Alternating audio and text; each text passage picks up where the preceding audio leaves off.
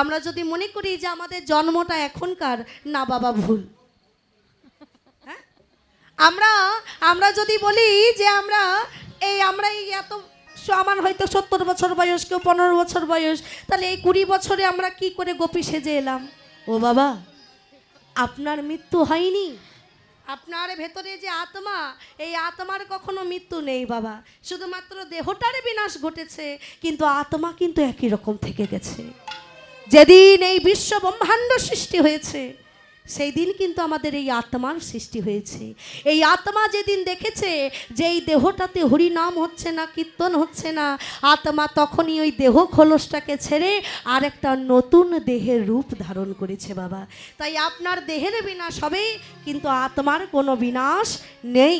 তাই আজকে গৌরাঙ্গ মহাপ্রভু সকল ভক্তগণকে সাথে করে বলছে, চলো ভক্তগণ, তোমরা আর দেরি করো না। আজকে তোমাদের মতো সাধুগুরু ভক্তদেরকে নিয়ে আজ নবদ্বীপের মাটিতে দাঁড়িয়ে আমি রাস খেলা খেলবো, রাস খেলা খেলবো।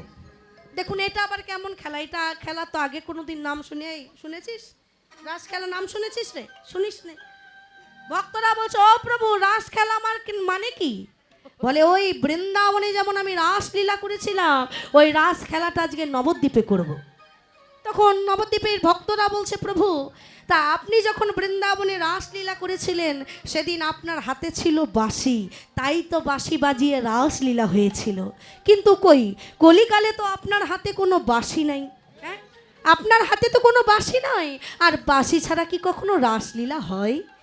তখন মহাপ্রভু হাসতে হাসতে বলছে, শোনো ভক্ত, দাপর যুগে আমি যেমন বাঁশি বাজিয়ে গোপীদেরকে নিয়ে রাসলীলা করেছি, আমি যেমন বাঁশি বাজিয়ে শত শত ব্রজ গোপীদেরকে ডেকেছি, তেমনি জানো আমি ওই হাতের বাঁশিটা একটা জিনিসে রূপান্তরিত করে নিয়ে এসেছি। সেটা কি? সেটা হচ্ছে কলিকালে শ্রীখোলে মৃদঙ্গ।